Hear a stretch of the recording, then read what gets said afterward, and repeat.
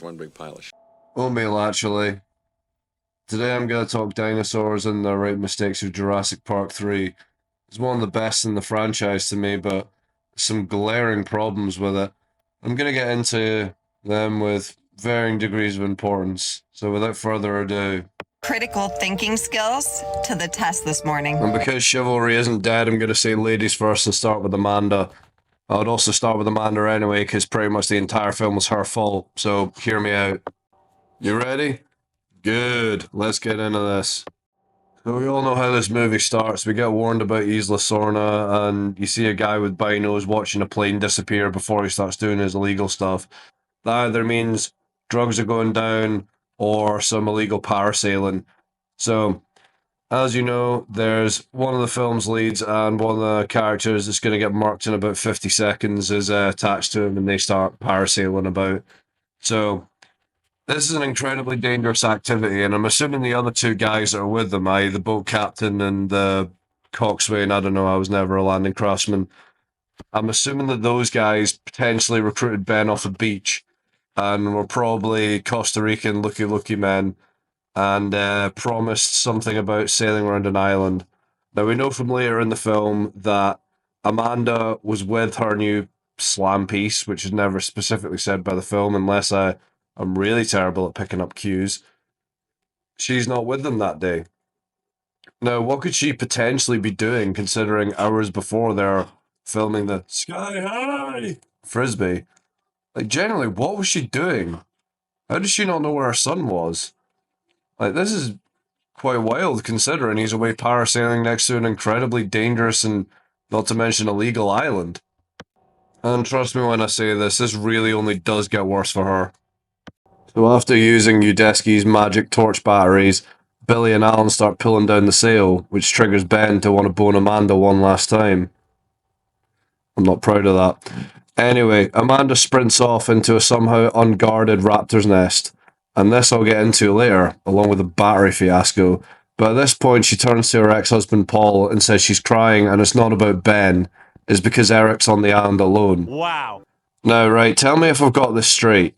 So, Ben Hildebrand is important enough to take the most precious thing on the planet, which is your son, and take him around a dangerous illegal dinosaur island while in Costa Rica, but he's not important enough to grieve over?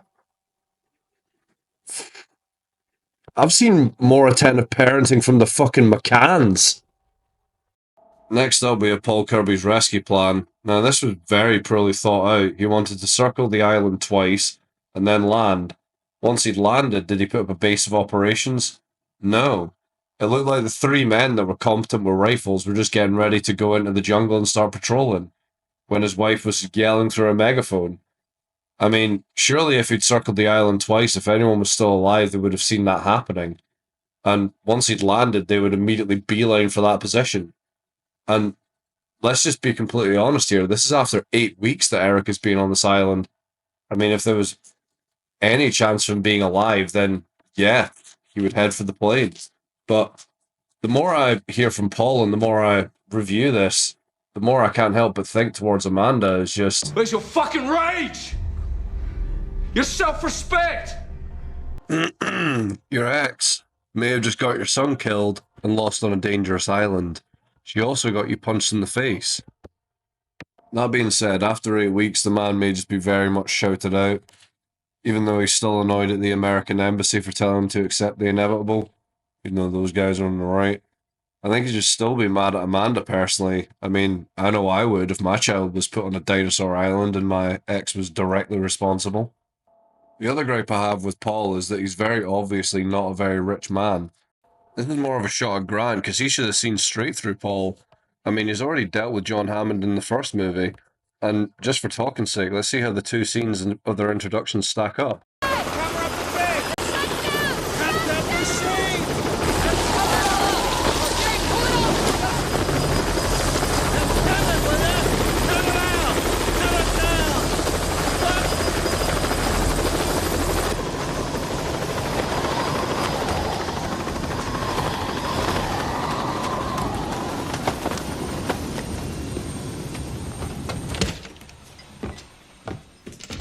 What the hell do you think you're doing in here?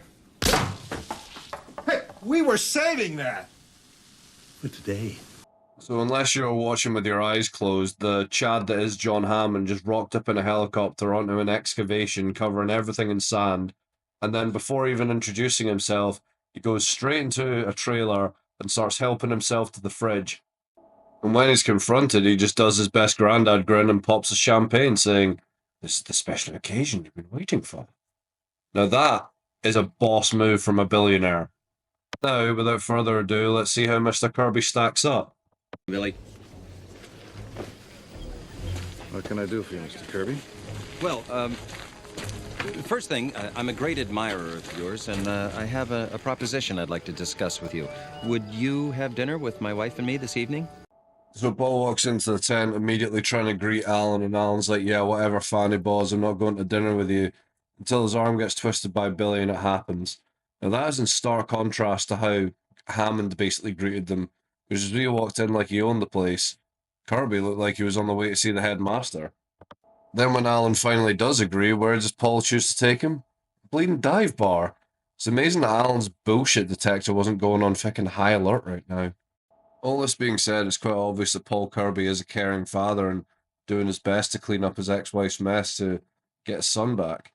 And you're probably saying to yourself quietly, why not I giving Amanda the same treatment and being nice about her at the end? Well, it's because I'm a massive misogynist. I mean, the next time that Paul Kirby gets his son stuck on a dinosaur island, then I'll say Amanda's a good mother clearing up his mess. I know the telephone Spino is a total meme as well as it being one of the coolest parts of this franchise, even though there's no way you'd be able to hear the phone through the thick layers of Spino guts, and even though the Spino sounds bigger, it doesn't make the same ripples when it walks. But I'm going to say something more menial. Whose phone actually is this?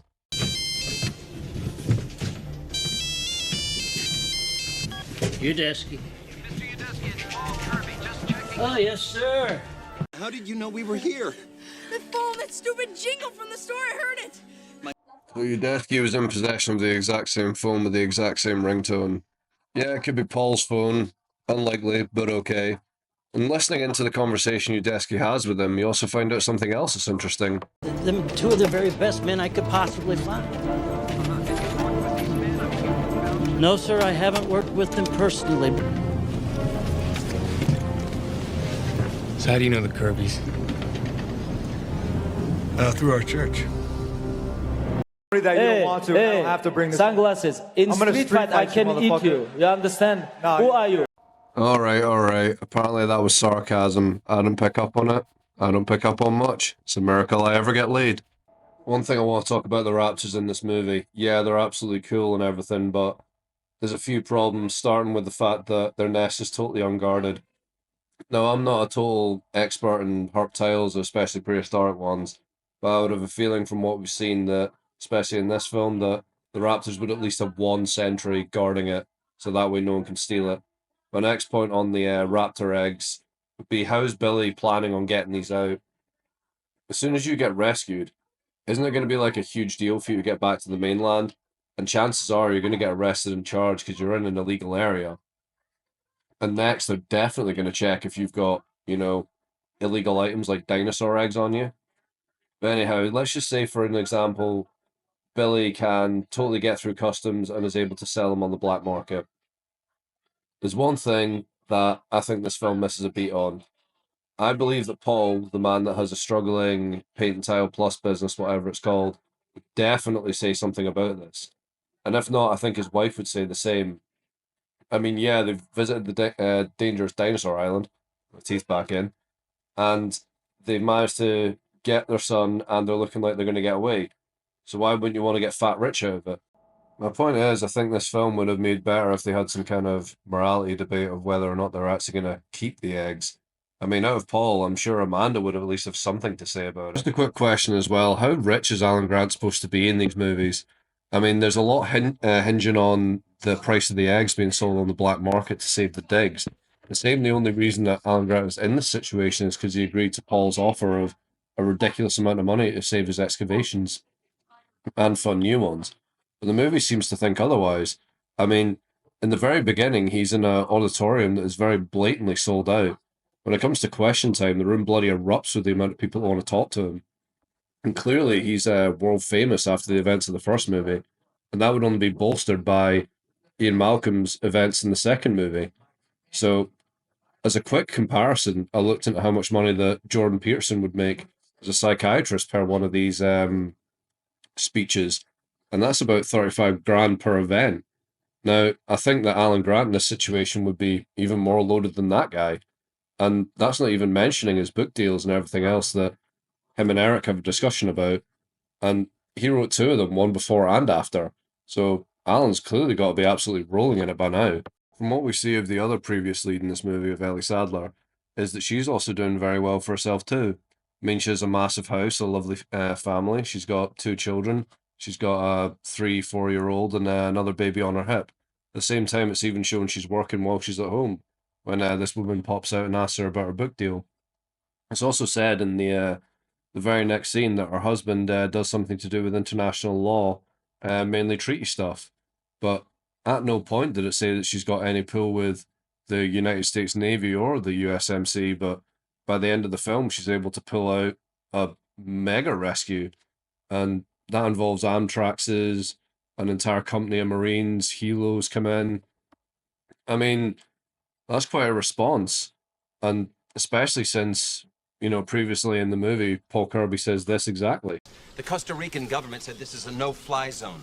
The U.S. Embassy, that's our U.S. Embassy, told us we should accept the inevitable. Can you believe that? Yes, mate, with bells on. What I don't understand is how Ellie was able to get him.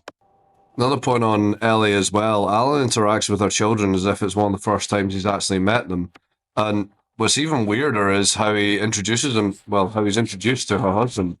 I mean, surely by now, with the closeness of these two and everything that they've been through, I mean, surely Alan would be a bigger part of her life.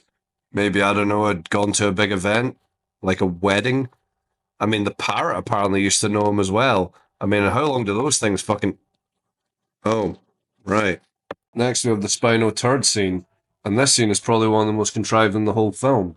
First of all, we start with probably one of the best speeches that's in the entire franchise, where Alan talks to Eric about the two types of boys. This is genuinely very poignant. It's probably the nicest thing I'm going to say about this movie. But then it's intercut with one of the worst Brighton choices I think I've ever seen in a long time, and that this is one of the most coincidental things that could ever happen. So let me just break this down. The group are sailing down the river in Isla Sorna, the only river, according to Grant later, and they come across Paul's phone ringing away, and they know that means the Spino's nearby, but instead of the Spino, they find absolute mounds of its turd. So they decide they're going to jump in and start ripping through the still steaming Spino shit and find the phone before it stops ringing. Luckily they do. But here's my point, right? The group just so happened to be going past this giant mound of shit at the exact same time that somebody was calling. And this so happened that they didn't have any dangerous dinosaurs around, especially the Spino. I mean, that's a pretty big fucking coincidence. Especially considering that the entire rescue hinges on this point. Wait, my bad, not entirely dinosaur-free. There is a Ceratosaurus that just kind of stares at them, sniffs the air, and fucks off. You can tell even by the actors' faces that they didn't even know what the hell to think here. Next we have Eric Kirby. Now, we're supposed to believe that Eric Kirby was able to survive 8 weeks alone on this island after Ben got stuck in a tree. Now, something terrible happened to Ben straight after this, so obviously he was definitely no help. And Eric was somehow able to survive, find a crashed InGen truck and sit inside that, thus finding enough food, water, and good enough shelter for all this time. But even sitting inside that truck, that must have been absolutely roasting during the best of times. And you got to shut that hatch when things like compies or, for example, snakes were nearby. Now, even without the dinosaurs, this would have been something absolutely incredible to survive. I mean, Bear Grylls was talking about getting killed by coconuts. Then you got to remember he shares his neighborhood with madness like this.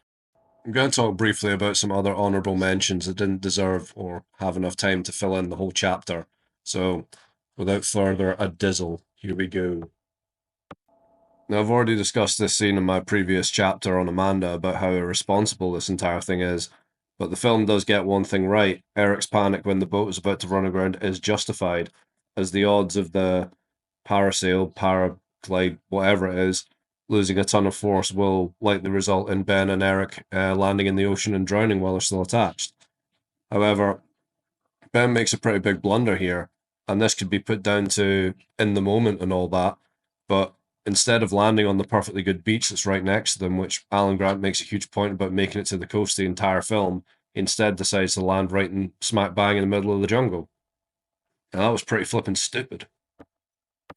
No, I'm never a fan of the weird trope where characters suddenly decide they're going to ditch all their firearms and for some reason carry on without them.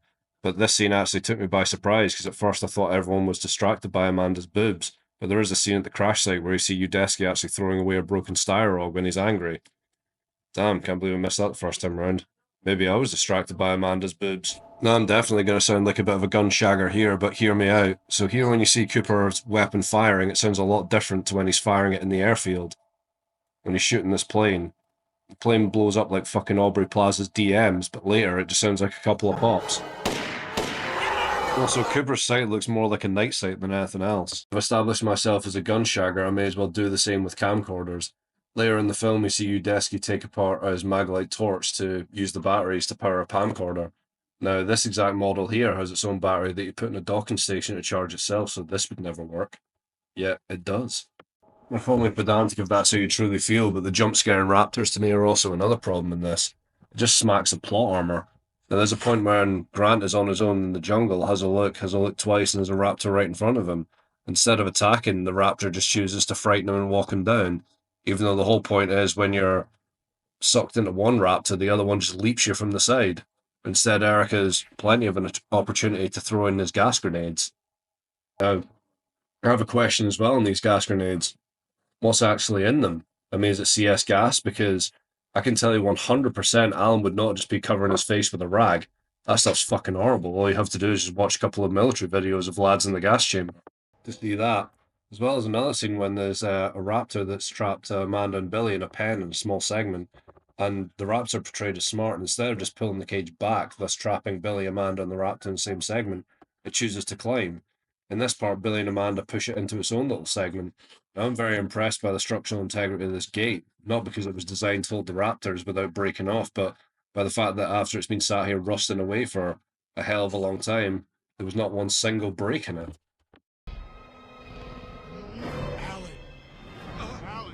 Let's also be real here, you knew this other part was coming. Well, seeing as I'm discussing raptors, I may as well touch on this. I'm not going to go into how deeply weird this whole scene is, but let's break it down this way. A writer decided to put this into the film. It was then passed by an entire board full of writers, then to the director, then to everybody else, including the animatronics people and the actors involved. This was then shown to a test audience, and everybody else gave it a massive thumbs up. I have no idea how this got this far, but it did. In the scene where Amanda gets her boobs out, she says she doesn't know how to swim, but she later swims twice. In spirit of being nice, I'm going to say thank you for making it this far. I know my voice can't be the easiest to listen to. Anyway, I know there's going to be some people out there listening and they're going to say, it's a film about dinosaurs eating people. You don't need to look into it that deeply. That's such a cop-out. And I know there's going to be other people thinking, yeah, but then there wouldn't be a movie. And I liked it regardless of all these things. I liked it as well. Like I said in the title, this is a complete masterpiece compared to the Jurassic Worlds that are coming out lately. Now, that being said, this film also breaks a ton of rules that the previous films did put in place. Now, rule number one being that raptors are smart. And they said even in this one that raptors were smarter than the primates.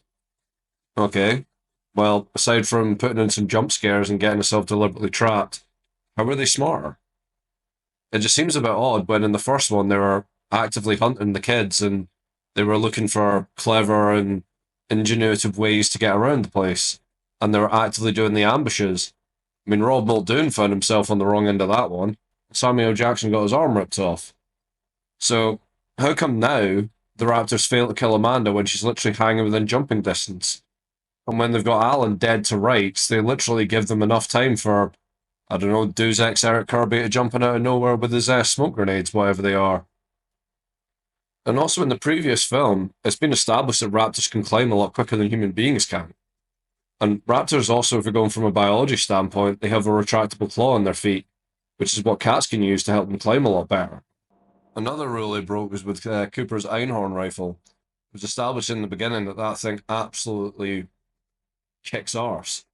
And later, it fails to kill a Spino, and it doesn't even have a scratch on it. Now, that's a rule you've already just established and broken immediately. So, therefore, I can't get behind that. There is a cool theory, though, however, that there was more than one Spino, which has since been debunked. But the theory was that Cooper came across a Spino nest, god damn, that was lucky, and ended up shooting one, which is why the other Spino was so vengeful, because it was obviously avenging its mate. Now, what is actually canon to the lore is that the Spino that they made, there was only one of it, and it was incredibly violent and would constantly go to new areas intensely picking a fight. This is good. This basically has a big explanation to why it's acting like a movie monster instead of just a normal animal. It makes sense that it's this relentless. When people say, oh, it's because it got hit by a plane, I don't know about you, but I don't think it actually hit the plane at all. Come at me. However, turning it out to be some kind of science experiment like the Indominus, where it's just completely insane and hunting our characters, I like that a lot more. Right, now I've harped on hard enough about my conclusion and everything that is, say, wrong with this film, but what if I add a couple of rewrite points just so I can put my money where my mouth is? Now, I was looking over at quite a bit of this story, and I did quite a bit of research myself. Supposedly, according to the initial drafts of the script, Eric was going to be a lot older, except it ended up being written like an episode of Friends on the island. Now, I think you can make that work with making Eric around about 18, and by the time the story starts, he's the sole survivor of his group. Hear me out. So, instead of having Amanda as possibly the worst mother in cinema, have Eric go out to Costa Rica with his friends, they charter a boat, decide to go around Isla Sorna, and things get a bit too much, and his friend does something particularly stupid and causes their vessel to crash. Now, Eric, as he's surviving, eventually his friends get picked off one by one or as a pack. Similar thing, he's able to hide inside an engine truck for a short period of time. Let's call it 2 weeks instead of 8 weeks. Maybe 3 by the time the expedition actually goes ahead. When Eric is around scavenging in the truck, he's able to find a sat phone, and using some ingenuity of some kind is able to phone his dad. And when his dad gets the phone call, that immediately brings new life into him, and he decides to create the rescue plan. I think everything about that can pretty much be the same, including having to indirectly kidnap Alan Grant. I would also change the fact that his financial situation is obvious that he's doing very well for himself. I would probably make it more obvious that the digs are in great financial distress, as a lot of paleontological digs are. It would be a bit of a stretch for people to believe in this universe because dinosaurs are literally living and breathing, and people would probably want to see more of them. Therefore, there'd be tons of funding pushed into these things by independent sources. But for that, I would say, yeah, a bit of suspension of disbelief. The same way we did in the first one, because it's very unlikely DNA can survive fossilization. Now, my next rewrite might sound like it contradicts what I said earlier in the film, where it's a bit of a mishap, but just follow me. So, Paul and Amanda aren't going to survive the duration of the film. And Amanda, I would kill off first. Mainly because she makes way too many mistakes. The scene where Udesky's used as bait in the middle of a trap and Amanda falls, I think that would be the perfect moment to kill her character off. That would really bring back the menace that the Raptors have. Now, I know I mentioned during the egg debate that I would involve Amanda as well, but that's because in the original story she's alive at that point. The egg debate, I think, could have more desperation because now Paul's lost his wife, so maybe his head's all over the joint. And I think he's more thinking of we have to do something to protect the future or whatever is on his head. And later in the film, during the Spino attack, that's when he fully sacrifices himself, realizing that the only important thing on the island is his son. God, I'm a nerd. Anyway, this would also mirror nicely with the original film, where Alan doesn't like kids one iota, and by the end of the film, he's kind of like a surrogate dad to Lex and Tim. Billy's heroic sacrifice also results in his death. I don't know why they decided to turn that around for the film, but they did. During the Spino attack, Alan manages to alert Ellie by saying the river Site B during a rainstorm, and Ellie is somehow able to rally a couple of companies worth of leathernecks and the Navy, as well as a guy in a suit, even though they've already been there for a while and were able to rescue Billy. I hate this ending so very much. What I'm thinking would be pretty cool is Erica's got some survival skills, Grant's a pretty bright guy. The two of them come together and use their ingenuity, and they build a raft, or they find a way to get a functioning vessel out to sea. And if they get the sat phone up and working again, they can speak to Ellie over it and maybe send out a seaplane, whatever it is. I just think that'd be a way better ending than the US Navy and the USMC coming out to an illegal dinosaur island because Ellie Sattler somehow sent them. And this is more of a writing mishap, because earlier, like I said, Paul Kirby was yelling that the USMC told him to accept the inevitable. As I did with earlier in the video, I gave some honorable rewrite mentions. Yeah, part with the birdcage gate slowly closing and then nothing coming of that. Or maybe the coming of that was the watching the birds at the end fly past a helicopter. I hate that. They were shown to be very aggressive earlier. Why wouldn't they be aggressive now? Also, wouldn't they cause a ton of problems during mainland Costa Rica if they ever made it that far? Even just the fishing vessels, I mean, those things would be absolute nightmares. Anyhow, all this being said, I think I should hit the conclusion. I absolutely love this film. I genuinely think some of the animatronics within this are probably the best we've seen to date, and it even stands up today. The story, however, is a bit hit and miss.